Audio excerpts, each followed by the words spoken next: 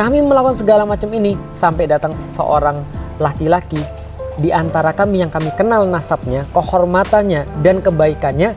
Dia menyuruh kami untuk tidak menyembah hanya pada Allah Tuhan yang satu, berkata tidak boleh selain yang jujur, menghormati tetangga, membantu orang yang susah, menghormati orang tua, menghormati yang tua, dan kemudian menyayangi yang lebih muda. Dan kami disuruh seperti itu dan kami disempitkan sampai kami harus pergi ke sini. Lalu dia bilang, salah kami di mana? Ya teman-teman semuanya, masih ngobrol sama Ustaz Felix dan tentunya juga banyak insight di belahan kepala kita yang akhirnya keluar sedikit demi sedikit gitu ya. Jadi sebenarnya semua yang diutarakan itu ada dasar semua Ustaz ya? Dari sana ya. Nah Ustaz, mengenai ya masih fenomena bad marketing mengenai Islam sepertinya gitu. Banyak juga mungkin ya di antara teman-teman kita ada terlalu ngegas dalam mungkin menunjukkan pembelaannya gitu. Apa harus begitu Ustaz? Sekali lagi kita coba untuk bercermin pada pola Rasulullah. Rasulullah tuh kalau saya lihat ya, reaksi beliau ketika menemui sesuatu itu tergantung pada banyak hal. Ada banyak variabel. Contoh, reaksi beliau di Makkah dengan reaksi beliau di Madinah itu ada perbedaan walaupun tetap satu garis. Ketika beliau belum punya kekuatan, dengan beliau sudah punya kekuatan, itu reaksinya berbeda. Jadi ada yang menghina beliau tuh sebelum beliau hijrah ke Madinah, itu beda reaksinya setelah hijrah ke Madinah. Begitupun menyikapi beberapa orang-orang tertentu. Karena itulah kita harus tahu bahwa reaktif itu harus kita bungkus dengan sesuatu yang bersifat intelektual. Jadi contoh gini, balik lagi pada impact. Apakah semua hal itu harus kita sikapi dengan cara yang kasar, cara yang ganas dan segala macamnya? Kita lihat dulu pada satu hal yang kita inginkan. Contoh misalnya, ketika kaum muslimin belum punya kekuatan, kaum muslim harus sampai lari ke Habasyah untuk melindungi agamanya. Itu pun dikejar, Ji. Ketika udah dikejar, Ji, dituduh pula, Ji. Kalau zaman sekarang dibikin meme, dibuatin yang aneh-aneh, dituduh, dibuat suatu kebohongan. Nah setelah kemudian datang Amr bin As, pergi kemudian ke Habasyah, lalu kemudian memfitnah kaum muslimin, fitnahnya gila-gilaan. Fitnahnya kayak gini, telah datang orang-orang dari negeri kami, anak-anak muda yang bodoh di antara kami yang nggak mau untuk mengikuti agama nenek moyangnya. Itu aib banget, Ji, di zaman dulu. Bantah orang tuanya dan malah bikin agama baru, nggak mau masuk agamamu juga. Nggak mau agama kami, nggak mau masuk agama kamu, dan dia buat agama yang baru, yang aneh-aneh. Dan mereka ini buat ketegangan di tempat mereka yang lama. Dan mereka kesini kayaknya mau membuat ketegangan di tempat kamu. Kalau zaman sekarang mau mensuriahkan Indonesia. Jadi ini ancaman ada 3 nih. Pertama, orang-orang bodoh di tempat kami, anak-anak muda yang nggak tahu apa-apa. Mereka membantah nenek moyang mereka dan keluar daripada agama nenek moyang mereka, nggak mau masuk dalam agamamu juga, dan mereka malah buat agama sendiri yang kita nggak pernah kenal. Dan yang ketiga, buat ketegangan dalam masyarakat. Wah, itu bagi negara suatu ancaman besar. Maka Raja Habasyah bilang, saya harus adil dong. Kamu silakan memberikan penjelasan orang muslim. Mereka bersepakat, Ja'far ngasih jawaban. Singkat cerita, Ja'far jawab begini. Wahai Paduka Raja, sebelumnya saya mau kasih tahu dulu bahwa kami disuruh sini oleh Rasulullah karena kami dikasih tahu Rasulullah kamu adalah raja yang adil dan kamu tidak pernah menzolimi siapapun. Karena begitulah faktanya. Maka izinkan kami menjelaskan bahwa kami dulu hidup di Mekah dalam keadaan kami makan bangkih. Kami nyembah pada batu. Kami nggak percaya dengan kami percaya Tuhan yang satu tapi minta pada yang lain. Kami makan darah. Kami menyakiti orang-orang lebih muda, tidak hormat pada yang tua. Dan kami, mohon maaf, melacur. Kami berzina. Kami ngomong nggak jujur. Kami melakukan segala macam ini sampai datang seseorang laki-laki di antara kami yang kami kenal nasabnya, kehormatannya, dan kebaikannya. Dia menyuruh kami untuk tidak menyembah hanya pada Allah Tuhan yang satu, berkata tidak boleh selain yang jujur, menghormati tetangga, membantu orang yang susah, menghormati orang tua, menghormati yang tua, dan kemudian menyayangi yang lebih muda. Dan kami disuruh seperti itu dan kami disempitkan sampai kami harus pergi ke sini. Lalu dia bilang, salah kami di mana? Masya Allah. Dia cuma berkata begitu doang. Artinya ini reaktif tapi keren. Karena impactnya, rajanya bilang, kamu punya pembelaan. Mereka terdiam, Amr bin As. Amr bin As bilang apa? Nanti ya, lihat, gue belum selesai. Besok gue akan datang dengan satu tuduhan yang pasti kamu akan hancur semua. Sampai itu temennya Amr bin As bilang, jangan Pak, jangan. Itu kan masih saudara kita. Enggak, gue bakal bilang karena udah dipermalukan. Besoknya Amr bin As bilang begini, coba Paduka Raja tanyain sama mereka. Mereka bilang apa tentang Yesus? Karena setahu saya nih, mereka nggak ngakui Yesus itu Tuhan. Coba Ji, Muslim diprovokasi di depan Raja Ethiopia yang itu adalah Raja Katolik. Dan Ethiopia itu adalah negara Katolik pada saat itu, negara Kristen pada saat itu, dipaksa untuk ngomong tentang Yesus yang bagi Muslim bukan Tuhan, tapi bagi orang-orang Ethiopia Tuhan. Ja'far akhirnya bilang begini, kami nggak punya apa-apa, tapi kami punya sesuatu daripada Tuhan kami yang diajarkan oleh Nabi kami. Oh, kamu punya sesuatu? Bawa. Dia cuma bacain surat Maryam. Ketika surat Maryam itu kemudian dibacakan, kebenaran itu dibacakan, belum selesai dibacakan, itu sudah nangis sampai jenggotnya basah. Raja Habasyah itu. Artinya apa tuh? Itu tentang perjalanan Yesus yang tadi saya sebagian ceritain di dalam Al-Quran, bagaimana Maryam melahirkan, bagaimana Maryam kemudian bisa punya anak, dan bagaimana anaknya bisa ngomong, bagaimana kemudian Maryam itu dimuliakan. Oh, cerita tentang Maryam. Sampai di titik itu, apa kata Raja Habasyah? Apa yang kamu baca dengan apa yang kami punya, yaitu Alkitab kami, berasal dari satu titik yang sama. Kalian bebas ngapa-ngapain, Amr bin As diusir.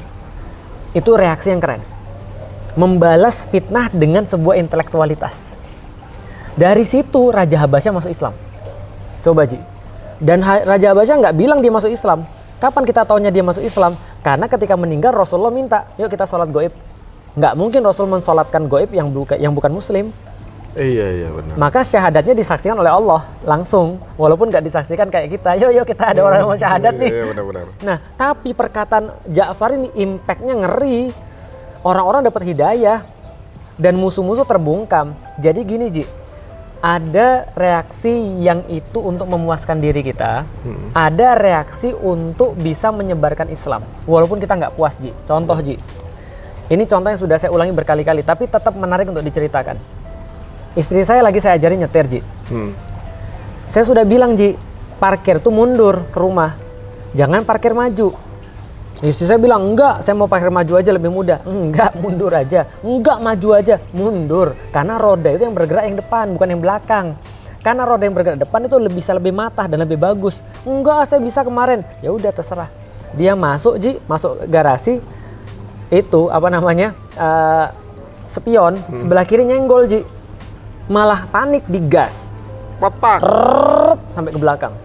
Dari depan sampai belakang Ji. Kempot. Robek Ji.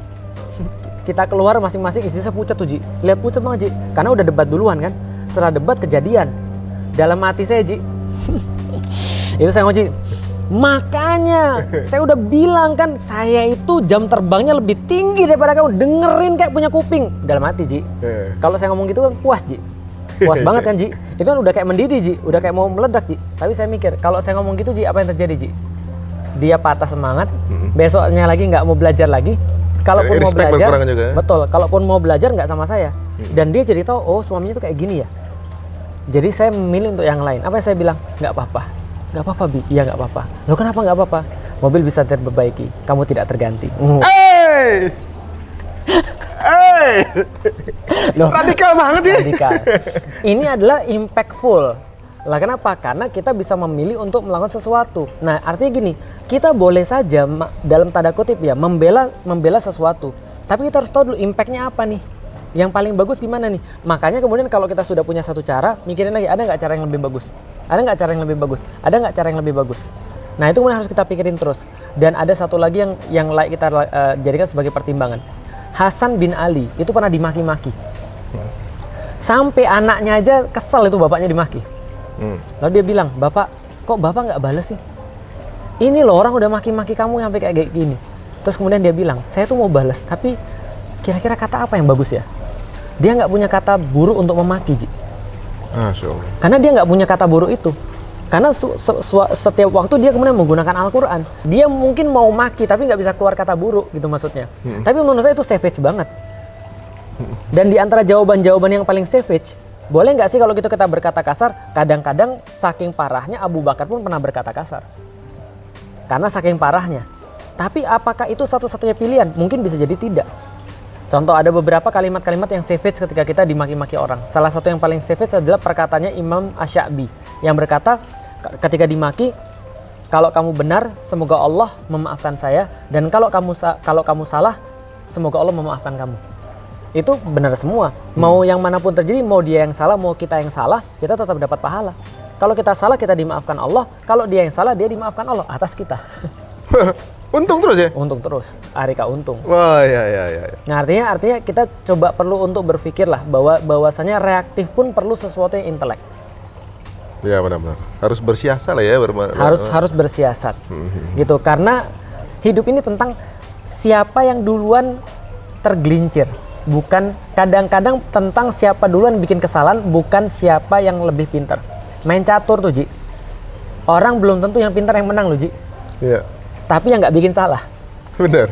Kayak main bola juga. Kayak main bola. Kadang-kadang bukan strikernya yang bener, tapi backnya blunder.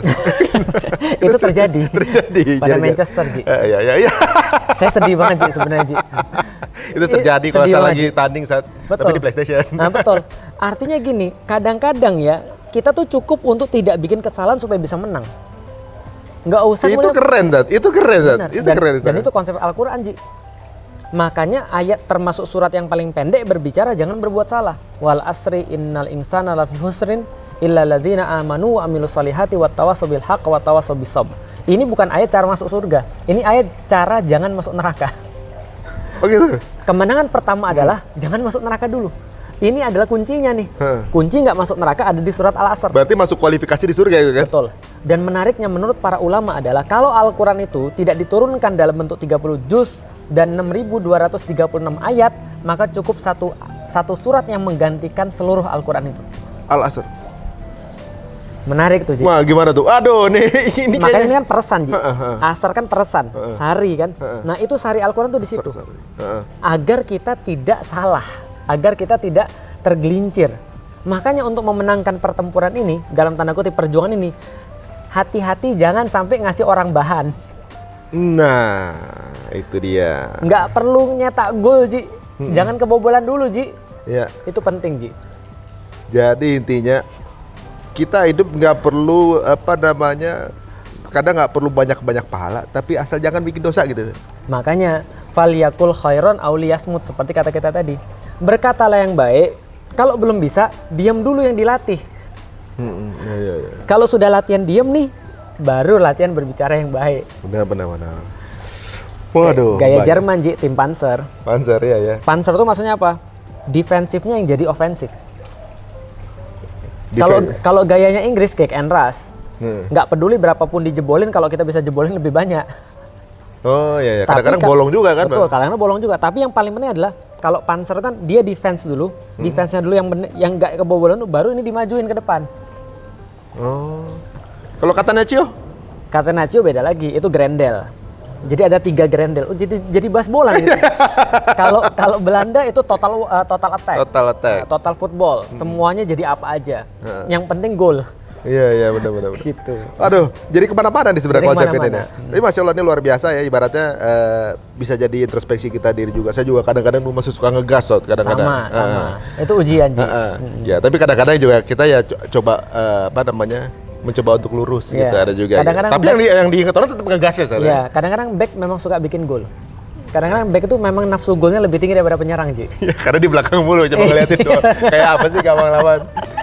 Karena kaum muslimin pada saat itu terpecah belah dan masing-masing kelompok menganggap omongan ulama mereka menjadi setara dengan omongan Rasulullah.